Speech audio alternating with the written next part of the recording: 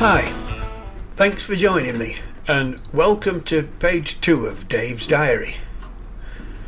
I'm starting the big strip down today, but at this stage I'm not intending breaking him down into every single nut, bolt and component.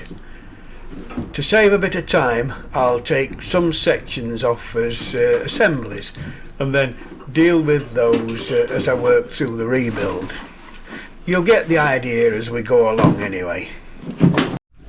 First step, we need to make him safe. The battery's tucked away behind the engine, but the seat hinge is up out the way to give access. I've just removed the pin that connects it to the seat post. That's sprung loaded in the rear frame tube, and it's what saves you back on these rigid frames. That's the battery box cover coming off. Now these bikes would have a 6-volt lead acid battery. It takes up the whole of the box, but Dave's been converted to 12 volt and he's got a modern gel battery in there with packing around it.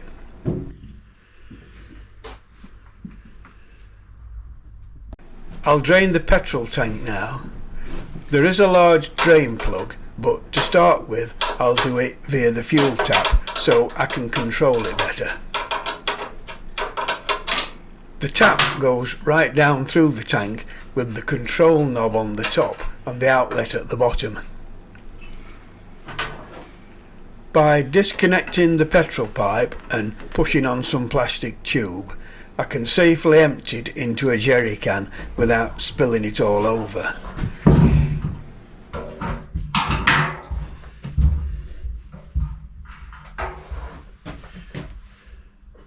Now turn it on and just let it empty.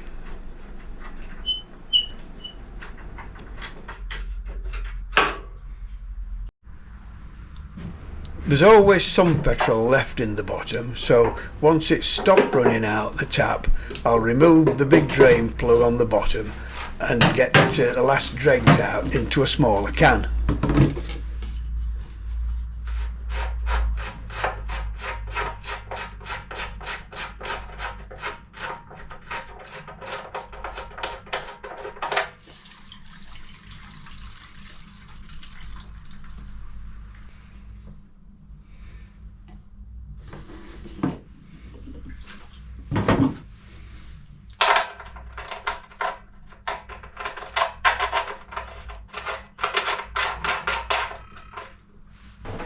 Round the other side now, because the right hand tank's for the oil. You can probably hear that it started raining. That's the beauty of a tin roof on a shed. Slightest bit of rain and it sounds like a monsoon. There's a drain plug on the bottom of this one as well, but this can get a bit messy, so rags at the ready. Large bowl underneath and carefully take the plug out while holding the funnel under it. Wow, managed that without spilling it all over. These bikes use a straight 50 motor oil, which at this time of year it's pretty thick when cold. I'll leave that to drain because it could take some time. Back to the seat now and I'll take it off completely. It's hinged to the frame at the front by a single pivot bolt.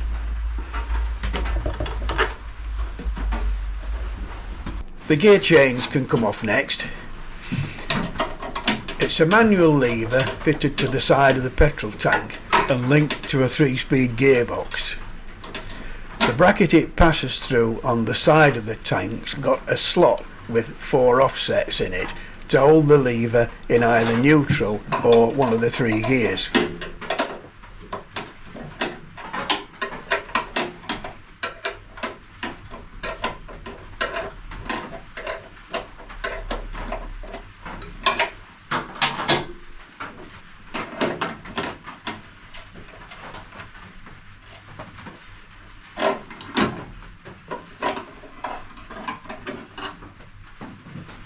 Instrument panel coming off next. This just protects the area around the main ignition switch and speedo. The knob for the speedo light has to come off first. Now this is supposed to be held on by 2 round head slotted screws, but this one's got button head hexagon screws. We'll probably find that a lot of the fixings have been replaced over the years. There's also a little panel on the side to cover up a slot for the trip reset knob, and that needs to come off. The cover just lifts off then.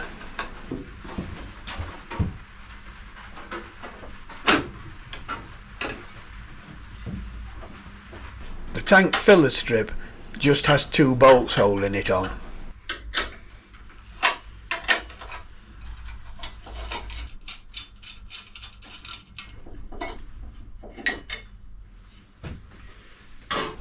The fuel and oil tanks are separate, so now we can take the petrol tank off. There's 3 mounting bolts that go through the frame and both tanks.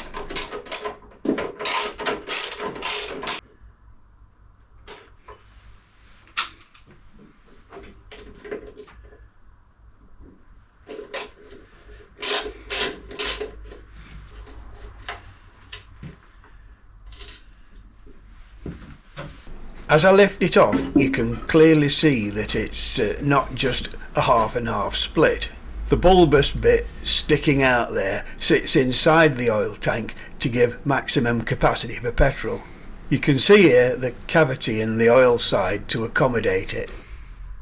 Right, oil tank off now. There's 3 pipes connected to the bottom that I need to undo. First one's the oil return pipe from the scavenger pump. This is the oil feed pipe to the pump.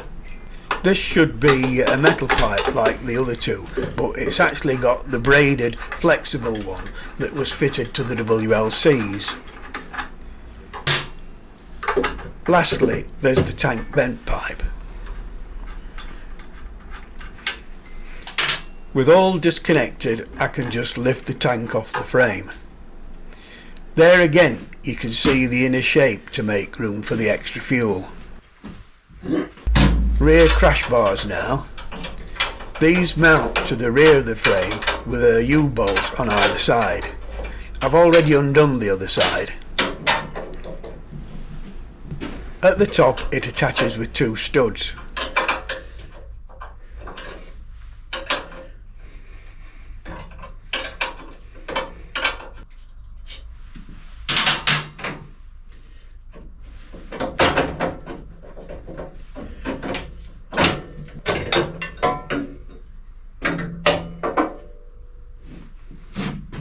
Gear change rod next.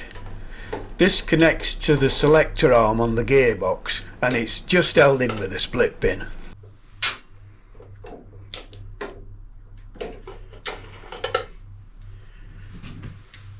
I'll take the carb off now. Disconnect the throttle cable first. These don't actually have a flexible cable of the type most of you are probably familiar with. The inner is a solid wire rather than a cable, and it pushes the throttle butterfly open instead of pulling it. This is a Linkert M88 carb, and they're very basic but work well. And the body's cast bronze.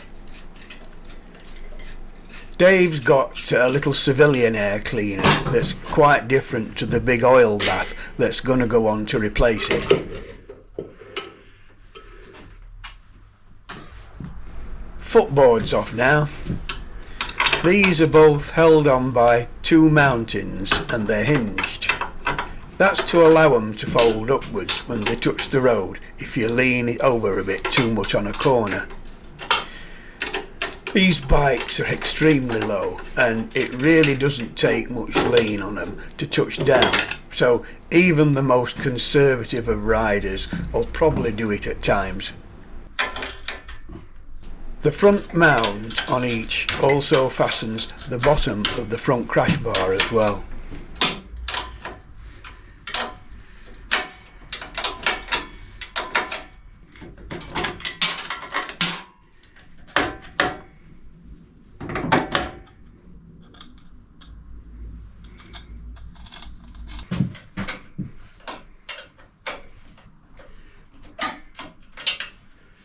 With those off, I'll just unfasten the top mount and the front crash bar can be lifted out. It's clamped to the front down tube by two substantial U-bolts. Coil next. This is a single coil with two plug leads. These engines run on the wasted spark principle, where both the front and rear plugs spark at the same time on every stroke. That means that every revolution you get in one spark on compression, which is what powers the piston down, and also one on the exhaust, that's the wasted spark. There's two U-bolts hold the coil bracket to the frame.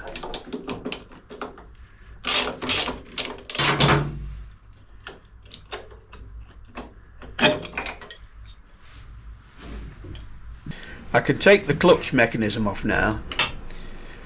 These are a foot operated clutch, though Dave's also got the hand control or clutch assist fitted that were put on the WLCs. I can use this hand operated clutch assist to disconnect the foot clutch cable from the gearbox. The cable runs through a curved steel tube fastened to the frame, so I need to unbolt this next.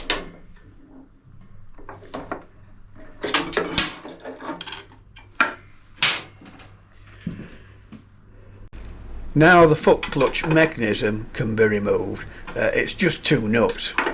I'll go into more detail on stuff like this as we do the rebuild.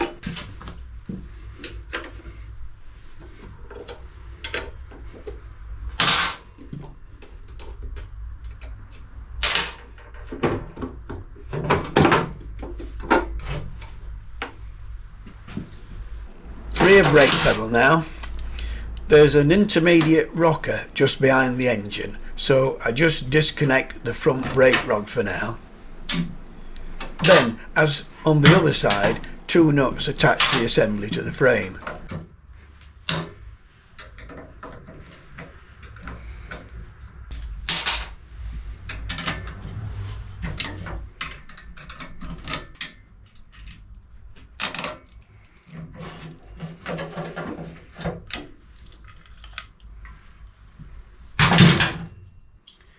The back wheel can come out now, and to make this easier, the rear section of the mudguard, that's the fender if you're in the US, just hinges up.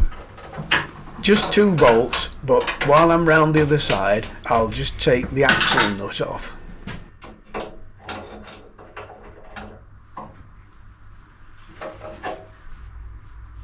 I can take the wheel out without the brake hub, so I need to remove 5 socket head bolts that attach it to the hub. A big hexagon bar fits through holes in the wheel hub to do this.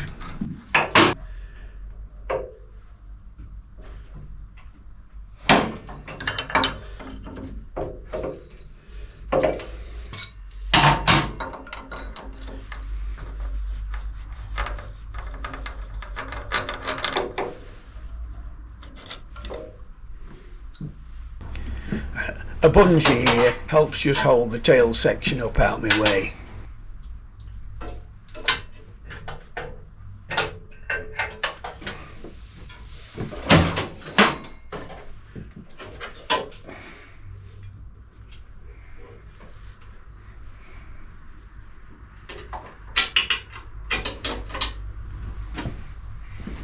The axle can just be slipped out now and the spacer removed. Then it's a case of waddle the wheel off the 5 located studs on the brake hub and manoeuvre it out the back.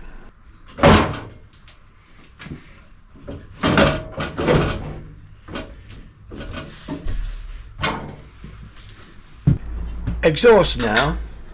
It's in 3 sections and the silencer mounts up to the rear axle plate.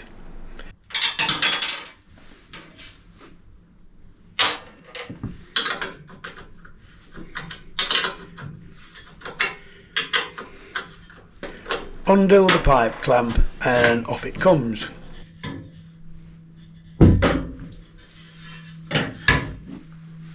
The front's in two sections and there's a couple of clamps holding them to the frame. The two on Dave aren't actually correct, but they've done the job and we'll sort that out on the rebuild.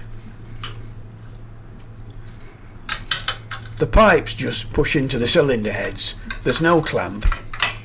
Notice here that on Dave they've only just been touching the edge of the socket. That'll get sorted.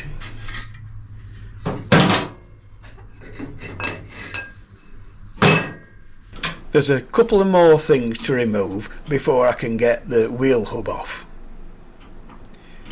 The chain guard needs removing, and to do that the rear brake rod has to be disconnected. The chain guard's held on by one bolt at the front into the gearbox casing, then it's got a sort of a spring clip that holds it to the rear mudguard frame.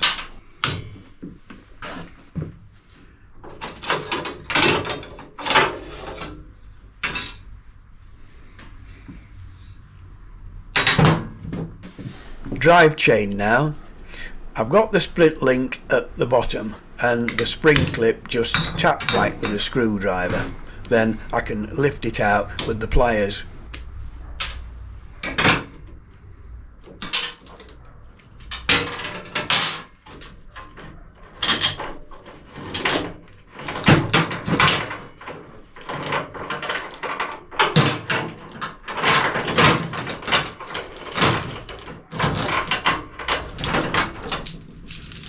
The speedo drive takes off the rear hub, so I just need to unscrew that, then I can undo the large hub nut.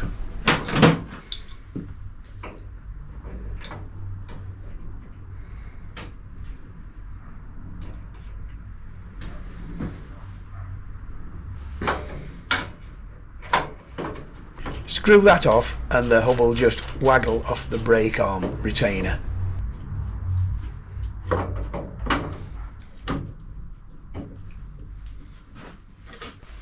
I'll take the 3 oil pipes off the engine now and get them out of the way.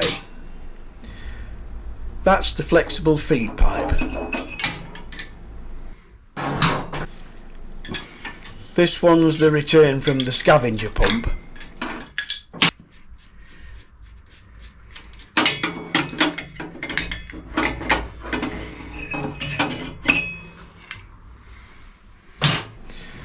And finally, the little vent pipe.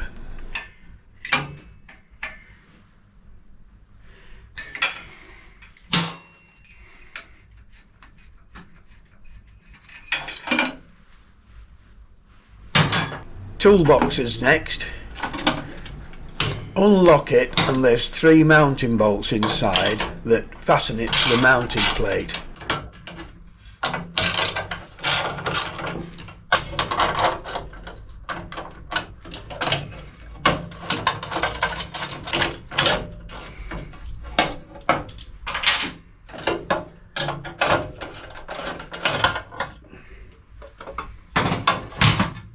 The toolbox mounting plates held onto the mudguard and the frame in 2 places.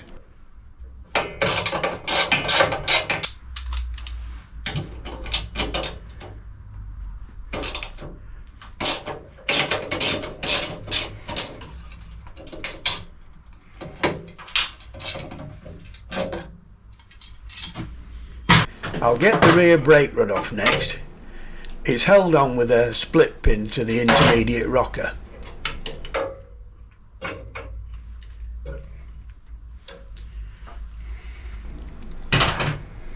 The rocker can then be slid off the shaft behind the engine.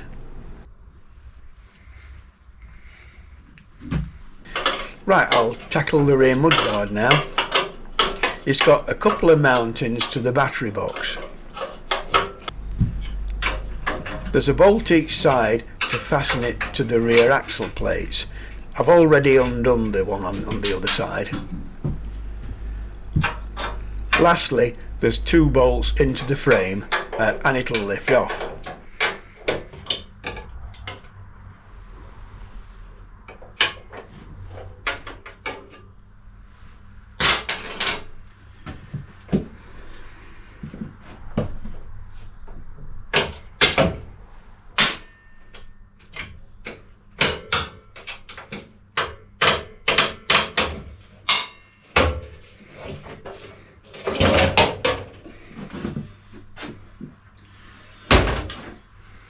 Now there's good access to the battery box, so the remaining bolt can be removed and that comes out.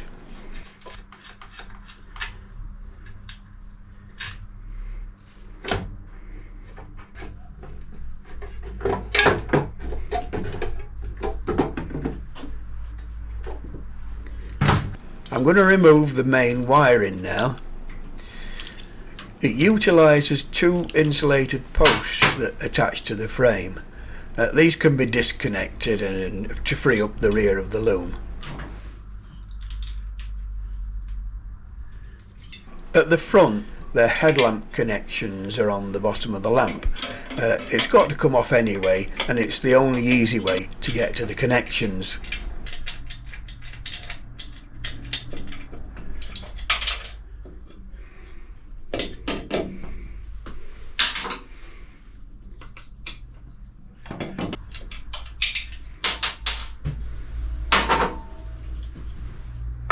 Horn next, but I'll leave it in place and just disconnect the wires for now.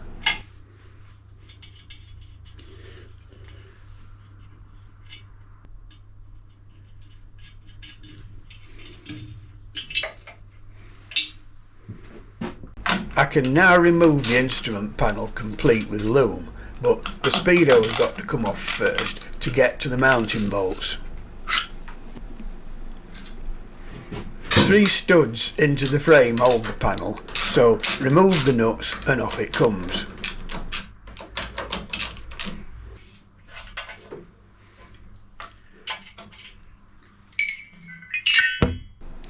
Oops, careful lad, I hit the camera there.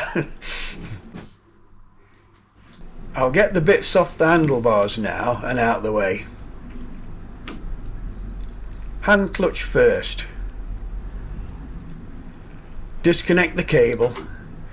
It uses a slotted bush that's held in by a split pin, which is a bit different to more modern practice.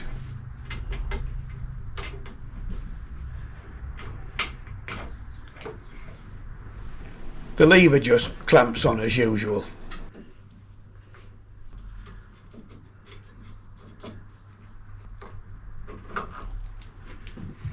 For the front brake, I need to disconnect the cable from the brake lever on the hub first. This uses a conventional cotter pin, split pin and adjuster.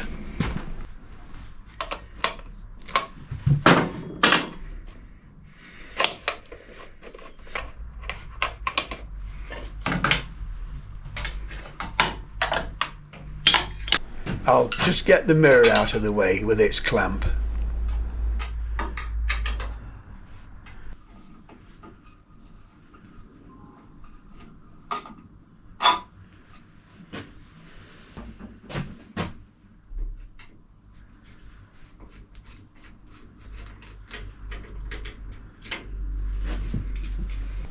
The front brake cable gets held in place by a handlebar clamp, so that needs releasing first.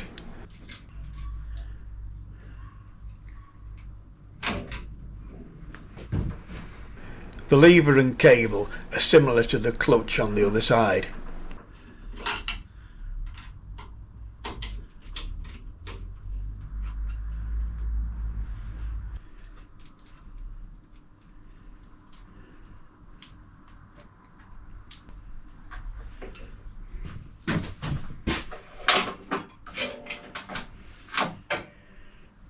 Okay, well, that's made a good start, and I don't want these videos to be too long, so I'm going to break off there.